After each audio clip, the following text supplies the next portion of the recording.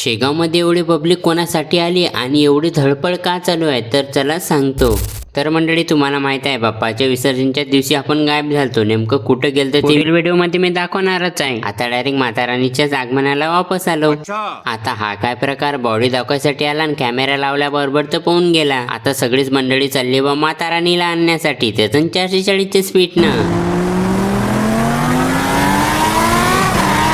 बाकीचे घरी जात होते ना आम्ही आता येत होतो। हा टकला दुसऱ्याची बुलेट घेऊन चौकात काय करू राहिला। गजब बेइज्जती। तर सर्वात आधी आम्ही कुंभारवाड्यात आलो। आल्यानंतर माता राणीचं दर्शन वगैरे करून घेतलं। तर आता लागलो मग कुंभारवाड्यात फिरण्यासाठी, म्हणजेच अलग अलग माता राणीच्या दर्शन करण्यासाठी। तितक्यात आपला भाऊ आला, चला म्हणे चक्कर मारून येऊ। मी आता चक्कर काढले बा, मला बाजारात काम आहे आणि थोडं सामान घेणं आहे। कायचं सामान तर मला घेणं होतं। सगळ्यात पहिले म्हणे तू या शिकडून चाय पाजायला घेणे, हे फुकट खाऊ मला सोडतात का। कमाया जैसे उसी शान से उड़ाया भी, कभी भी नोट पे हमने रबर नहीं बांधा। ज्याची गाडी त्याचीच पैदलवारी। परत आलो तर सगळीच मंडळी रेडीच होती बा। आता माता राणीला घेऊन निघालो बा गावी जाण्यासाठी।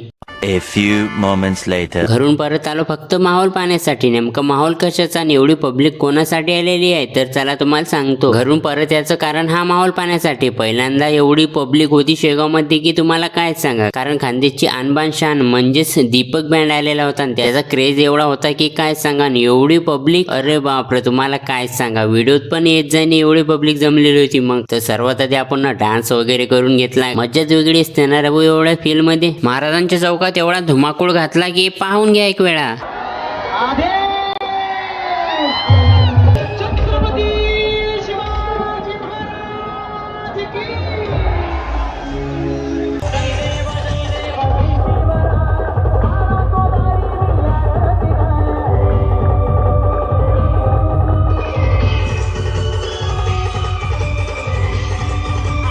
महाराजांच्या चौकात अशी गाणी म्हटली की काय सांगा तुम्हाला। तर सर्वात आधी कमेंट करून सांगा बरं, दीपक बँड पाहण्यासाठी तुम्ही पण शेगाव मध्ये आलते की नाही।